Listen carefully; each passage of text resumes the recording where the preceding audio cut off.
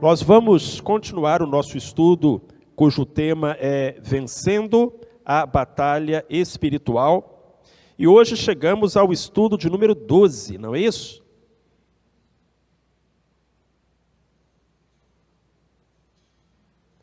E eu sei que tem alguns irmãos aí acompanhando, não perderam nenhum, nem que seja pela internet, mas estão acompanhando, graças a Deus por isso. Temos tirado dúvidas e sido fortalecidos dentro deste tema. E hoje vamos falar sobre os perigos do ocultismo. Uma olhada rápida nos cartazes dos filmes de cinema já nos dá uma mostra como a sociedade atual é obcecada pelo ocultismo. Vejam só. Aqui estão alguns cartazes dos anos 70, 80 até 2024. E sempre estão sendo lançados novos filmes, chegando mais produções, porque este é um tema que atrai, que fascina o ser humano, que faz com que uma pessoa vá ao cinema ou na sua casa queira assistir a uma história. E o que me impressiona quando vejo esses cartazes e alguns de filmes realmente pesados, é que eles aparecem misturados com produções infantis, com filmes para crianças, o que revela bem a que ponto a sociedade atual é obcecada pelo ocultismo de maneira tal que o torna infantilizado, adocicado, para cultivar o interesse das inocentes crianças naquilo que diz respeito ao reino das trevas, à magia, à bruxaria, à feitiçaria, que são apresentadas como coisas maneiras, legais, bacanas, e assim derrubando possíveis resistências para que o coração do homem se abra a esse tipo de influência. Isso é realmente preocupante. Mark Bubeck, um autor com um ministério bem focado na área da batalha espiritual, diz que o endemoniamento de um indivíduo é o reino de Satanás vivido num ser humano. O endemoniamento de uma cultura é o reino de Satanás se difundindo em toda a sociedade. Então, quando a gente percebe essa difusão espalhada por cada canto, nos lembramos de que o mundo jaz no maligno. Vamos falar sobre as raízes do ocultismo. O que leva uma pessoa a se envolver com Satanás e os demônios, feitiçaria, bruxaria? A primeira raiz que nós podemos apontar é a simples curiosidade. Pessoas que querem obter contato com o sobrenatural. E algumas pessoas se envolvem com esse tema movidas por atração ou curiosidade. Olha, isso dá uma certa adrenalina, desperta algum interesse, e então eu vou querer me envolver um pouco dentro deste assunto. Entretanto, meus queridos e minhas queridas, adentrar o reino das trevas não é e jamais será uma atividade inocente, sem consequências. É provável que o filme de terror mais famoso seja O Exorcista. Graças a Deus, quando esse filme passou nos anos 70, eu não tinha nem idade para ir no cinema. Mas sei de muita gente que depois não conseguiu mais dormir. E só conseguia dormir com a luz acesa do quarto. O Exorcista é considerado o filme de terror mais assustador da história do cinema. O que nem todos sabem é que este filme é baseado em uma história real. O filme conta a história de uma menina possuída pelo diabo e de um padre que tenta expulsar aquele espírito terrível. E as coisas foram parecidas. Na verdade, O Exorcista é baseado na história não de uma menina, mas de um menino chamado Roland. E esse episódio aconteceu nos Estados Unidos em 1949. Esse menino foi possuído por um demônio tão violento, tão terrível, que as tentativas de expulsar aquele demônio ficaram marcadas e acabaram dando origem ao filme dos anos 70. E esse menino, o Roland, ele era uma criança normal, até que quando ele completou 13 anos, uma tia dele lhe deu de presente uma tábua Ouija. Tábua Ouija é uma espécie de uma lousa usada para fazer contato com os espíritos. E a pessoa vai movimentando uma seta em cima da lousa e, teoricamente, os espíritos vão orientando aquela seta e, assim, os mortos se comunicam com os vivos ou os espíritos se comunicam com os seres humanos. E então essa tia do Roland presenteou ele com essa tábua Ouija e ensinou ele a usar. Poucos meses depois, a tia morreu, e poucos meses depois da morte da tia, começaram os episódios de possessão demoníaca, que eram realmente terríveis e que destroçavam aquele menino e a família daquele menino. Você pode pesquisar depois a origem, a história, existem até documentários que falam a esse respeito. Uma atividade inocente, um presente de aniversário para um menino de 13 anos, que abriu as portas para o mundo sobrenatural. Russell Shedd diz que a influência sutil do mundo ao redor, através dos meios de entretenimento, como esses que a gente está mencionando, exclui a voz do Senhor. Quem pensa que essa influência negativa não atinge os membros da igreja é como a avestruz que esconde a cabeça na areia.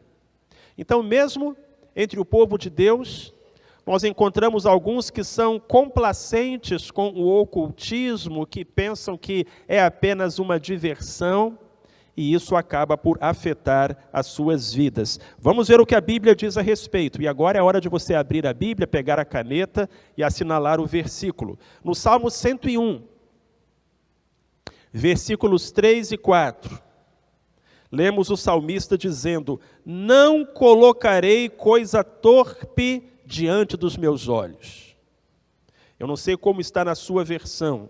Na minha versão é utilizada a palavra torpe. Outras versões utilizam a palavra vil, ou ainda a palavra má, são sinônimos.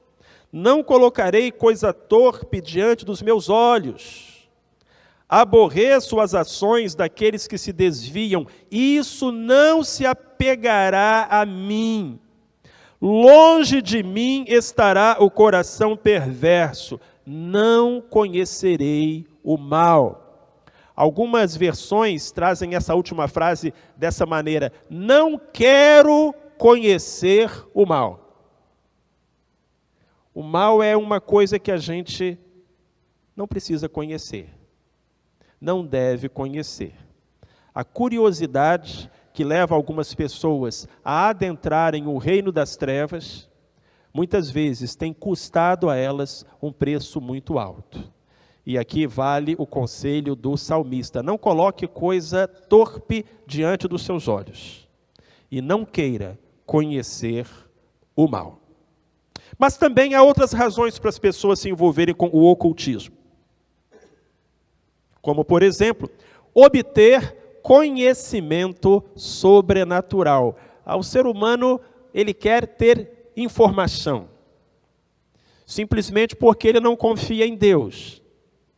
Quer ele mesmo ter a direção das coisas, o volante, o controle da vida, então ele precisa se informar.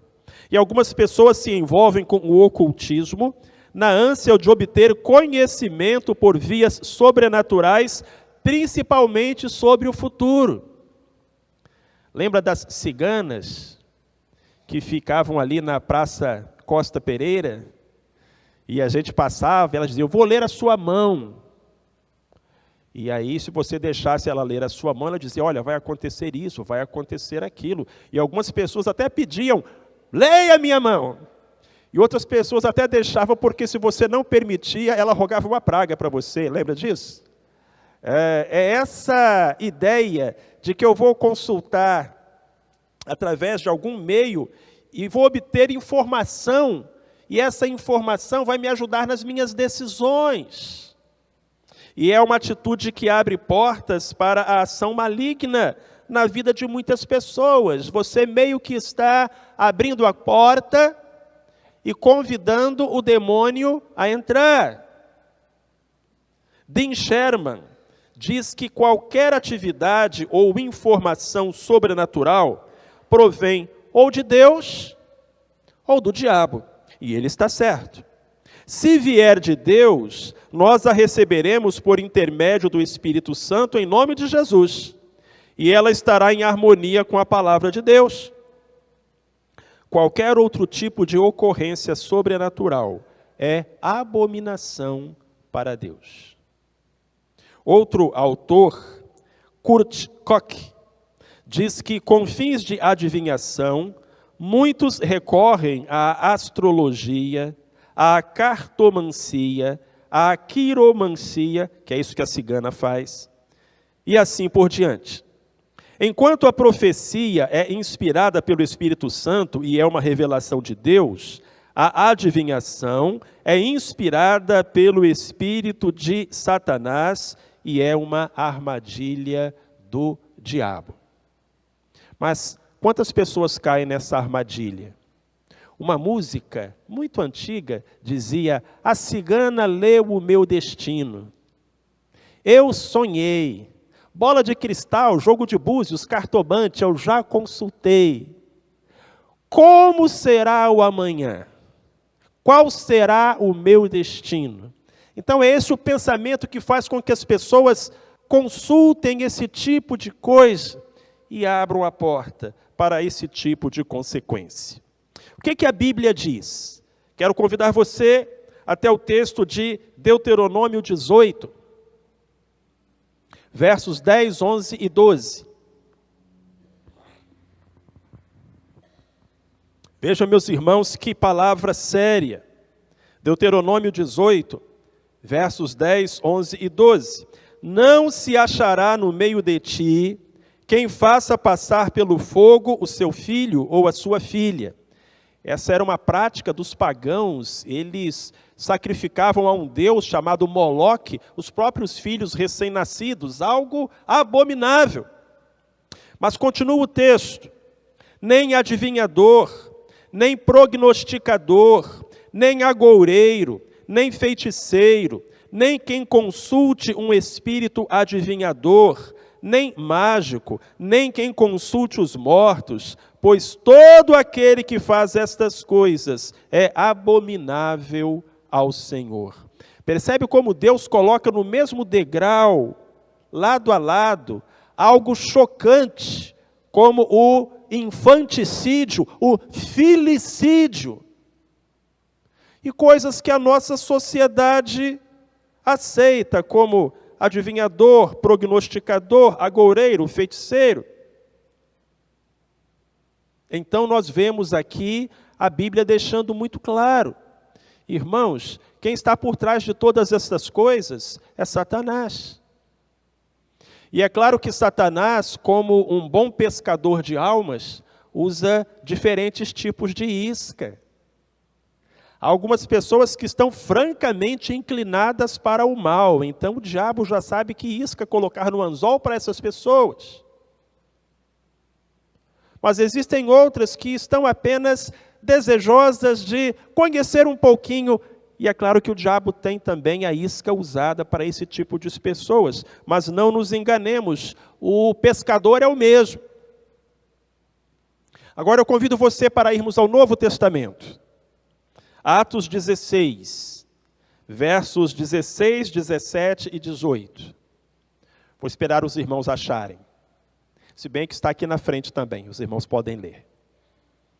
Atos dos Apóstolos, capítulo 16, versos 16 a 18. Diz assim, ora, diz Lucas, Aconteceu que quando íamos ao lugar de oração, nos veio ao encontro uma jovem que tinha um espírito adivinhador e que, adivinhando, dava grande lucro a seus senhores. Ela, seguindo a Paulo e a nós, clamava dizendo: são servos do Deus Altíssimo, estes homens que vos anunciam um caminho de salvação. E fazia isto por muitos dias. Mas Paulo, perturbado, voltou-se e disse ao Espírito: eu te ordeno em nome de Jesus Cristo que saias dela. E na mesma hora saiu.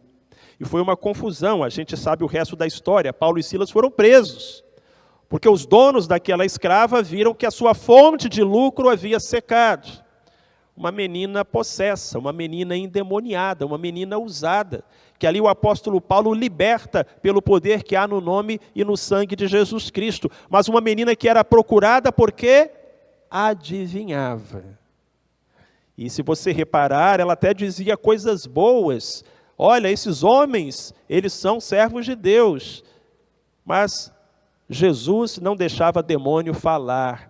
Os demônios sabiam quem ele era e Jesus os calava. E Paulo fez a mesma coisa, expulsando aquele espírito de adivinhação. Olha para mim, presta atenção. Não é nada difícil para o diabo prever coisas, coisas que ele mesmo vai fazer, revelar coisas que ele mesmo fez. Mas nós não devemos buscar esse tipo de informação. Amém, meus irmãos? Eu acho que a Bíblia é muito clara e Deus se preocupa muito conosco. Deixa-nos informações seguras para que não coloquemos os pés em laço. Terceira raiz do ocultismo: obter favores por meio sobrenatural. Agora, o indivíduo está dando um passo a mais. Primeiro era a curiosidade. Aí depois, quem sabe, uma revelação. Agora ele já quer um favor. Ele vai pedir uma ajuda ao mundo sobrenatural para uma porta de emprego, para pagar uma dívida, para ter a cura de uma enfermidade, ou para trazer de volta a pessoa amada. Não tem um negócio assim? Então essa é mais uma das razões pelas quais as pessoas se envolvem com o sobrenatural. Mas é preciso lembrar que o diabo cobra muito caro pelos seus favores. Quando eu pastoreava lá em Paú, estava conversando com um homem, e esse homem me dizia: olha, eu estou com um problema aí para resolver, mas eu já sei exatamente o que eu vou fazer. Há uns anos atrás eu tive um problema, e eu fui lá no terreiro, e lá então contaram tudo o que estava acontecendo, por que estava acontecendo, e eu tinha que fazer, e eu fiz, e o problema resolveu. Então já sei aonde que eu vou para resolver o problema. E eu disse para ele: você reparou que depois que você foi lá e tudo isso aconteceu, você nunca mais deixou de ter problema? Porque é claro, não é? Já colocou o pé no laço. E a partir de agora, você pode ter certeza, você não vai uma vez só, não. Porque o diabo nunca mais vai deixar você sair. E ele vai estar sempre colocando dificuldades para que você volte. E aí ele próprio desfaz os laços que ele fez, mas coloca outros laços. Hernandes Dias Lopes afirma o seguinte: o diabo não é uma figura lendária. Ele e seus demônios não são mitos, nem uma energia negativa. Eles são seres pessoais, são anjos caídos, são espíritos enganadores e mentirosos. São uma horda infernal, roubam, matam e destroem. Aqueles que se afastam de Deus, rejeitam sua palavra e buscam o contato com os espíritos, colocam-se sob a influência e o poder desses seres malignos. Nunca mais tem paz. Isaías 47, versos 12 a 14, é o texto para o qual eu chamo a sua atenção. Livro do profeta Isaías, capítulo 47,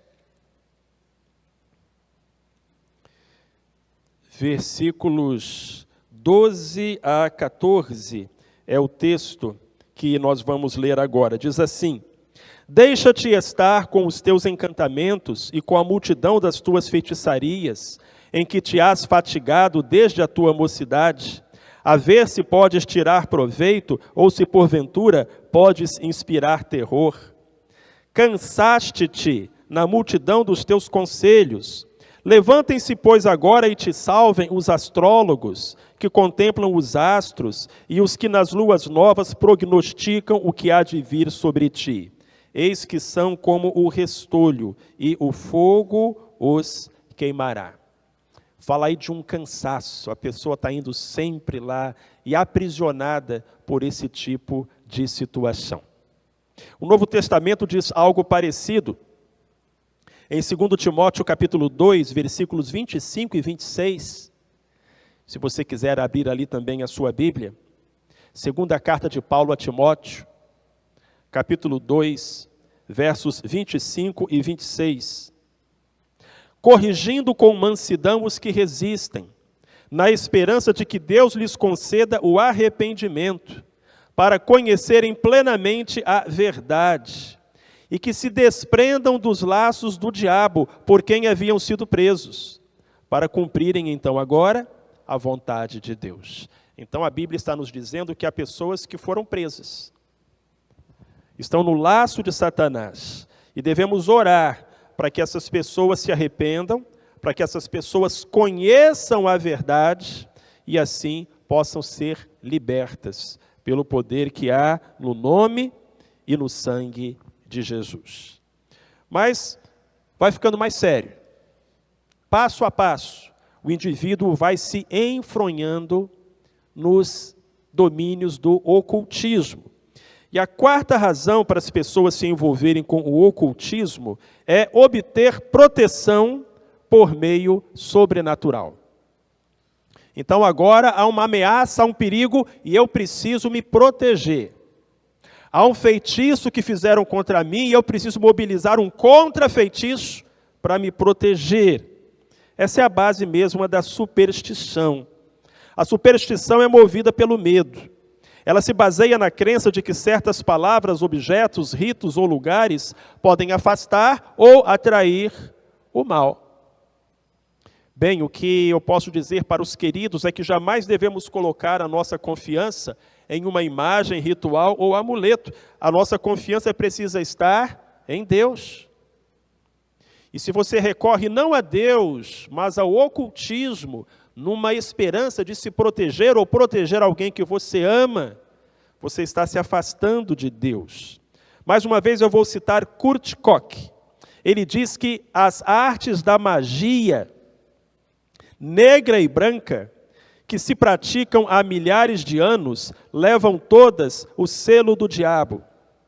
A superstição e as práticas ocultistas, seja de que espécie forem, produzem resultados perigosos em maior ou menor grau. Uma vez eu estava conversando com um irmão em Cristo que havia sido pai de santo por muitos anos. A voz dele era bem prejudicada pela cachaça e pelo charuto das jornadas, das vigílias. E ele me dizia o seguinte: pastor, não existe magia branca e magia negra. Lá no terreiro, lá no nosso espaço, quando faz meia-noite, tem o gira. Até meia-noite a gente invoca os espíritos de luz. Mas aí da meia-noite para frente, a gente invoca os espíritos das trevas. E ele estava me explicando como funcionam essas coisas. E não tem demônio do bem e demônio do mal, né, irmãos? O que existem são estratégias diferentes para caçar as almas dos homens. Abra sua Bíblia em Ezequiel capítulo 13. Eu vou ler 2 versos, o 18 e o 23. Você pode marcar do 18 ao 23. Mas por uma questão de espaço aqui no nosso telão, eu vou usar apenas o primeiro e o último, o 18 e o 23. Ezequiel capítulo 13. Assim diz o Senhor Deus: ai das que cosem pulseiras mágicas para todos os braços, e que fazem véus para as cabeças de pessoas de toda a estatura, para caçarem as almas. Porventura caçareis as almas do meu povo e conservareis em vida almos para vosso proveito? Portanto, não tereis mais visões vãs, nem mais fareis adivinhações, mas livrarei o meu povo das vossas mãos, e sabereis que eu sou o Senhor. Já na época de Ezequiel havia essa associação com o ocultismo, e algumas pessoas, e nesse caso específico algumas mulheres, tinham as adivinhações, o contato com o além, com o sobrenatural, mas tinham também alguns objetos. Então eram as pulseiras, você já viu? Aquelas pulseiras consagradas, isso aqui é a minha aliança, isso aqui é a minha dedicação, isso aqui é o que fecha o meu corpo, é o que me protege. Havia os véus, haviam ali aquelas coisas que eram utilizadas como uma forma de proporcionar aos seus usuários algum tipo de proteção sobrenatural, e Deus diz que não protegia coisa nenhuma. Eram laços para caçar as almas dos seres humanos que por ignorância ou rebeldia se envolviam com esse tipo de coisa. Qual deve ser então a nossa postura, meus irmãos? Nós vimos aí as raízes do ocultismo. E como você, se for descuidado, vai de um degrau a outro, aprofundando-se cada vez mais na escuridão. Não existe diferença. O autor intelectual é o mesmo. Ele só muda o tipo de isca dependendo de quem ele quer fisgar. Então, qual deve ser a nossa atitude? Nós precisamos renunciar a qualquer forma de ocultismo.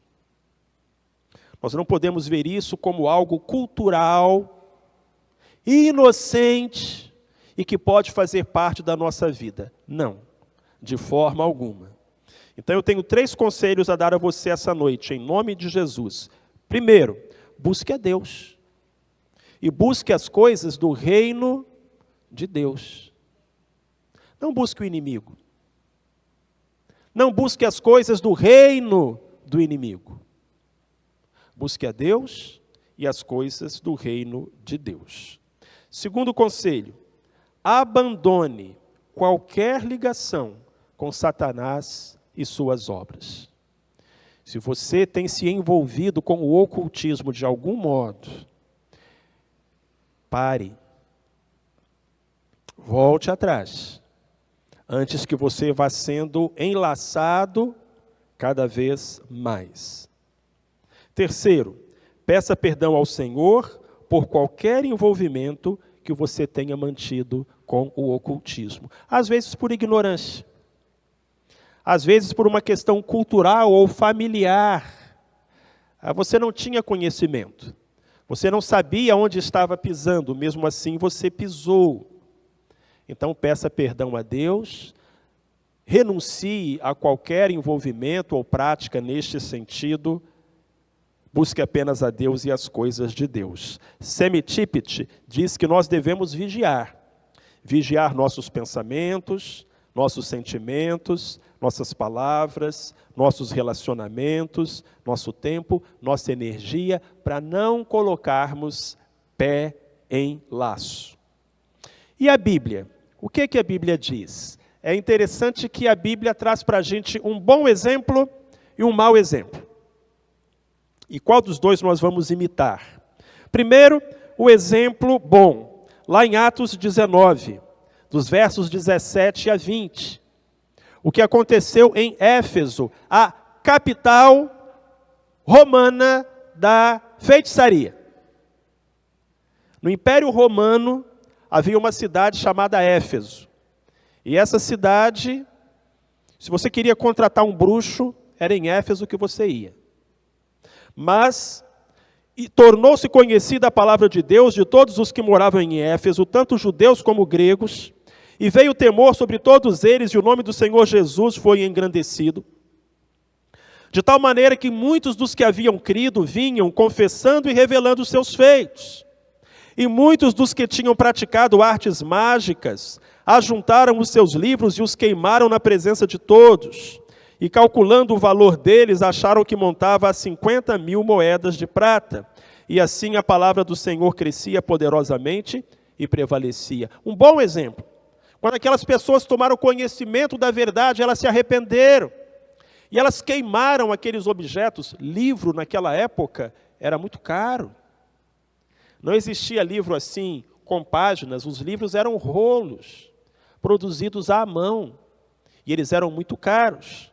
Ainda assim, embora o montante passasse de 50 mil moedas de prata, eles queimaram aquilo. Eles disseram, olha, não quero mais ter nada a ver com isso.